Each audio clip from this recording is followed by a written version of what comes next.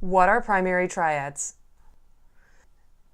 So there are 7 different triads you could build using only the notes in a given scale. But not all of these triads have the same level of importance. Some are much more frequent and important in music written using the Western language of tonality. These are our primary triads. A primary triad is one of the 3 triads most important in tonal and other diatonic music, as opposed to an auxiliary triad or secondary triad, which we'll look at later in this module. So what are these 3 primary triads? They're 1, 4, and 5. In C major, they would be C major or 1, F major or 4, and G major or 5, as in this example.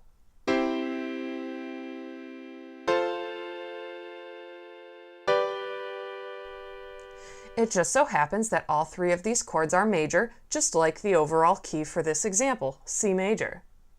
Each Roman numeral designated triad in a particular key, at least in classical music, has one or more specific functions it carries out within the harmonic progression, just like different parts of speech work together to form sentences in English and many other languages.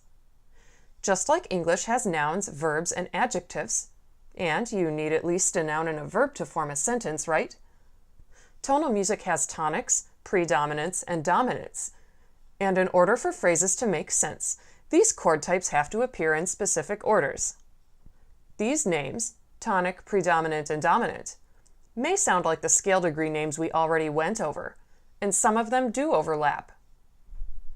We'll go over the allowable chord orderings in more detail in our future Theory 3 course, but in this lesson, you'll just want to keep in mind that 1 is a tonic. Well, it's the tonic. Anything else with a tonic function is just substituting for 1. 4 is a predominant. Its scale degree name is the subdominant, as we learned earlier. And 5 is a dominant. Definitely the dominant chord you'll encounter the most often in progressions.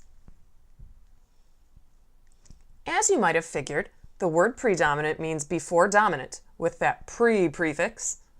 And if you guessed that that means 4s tend to go before 5s, you're pretty much right.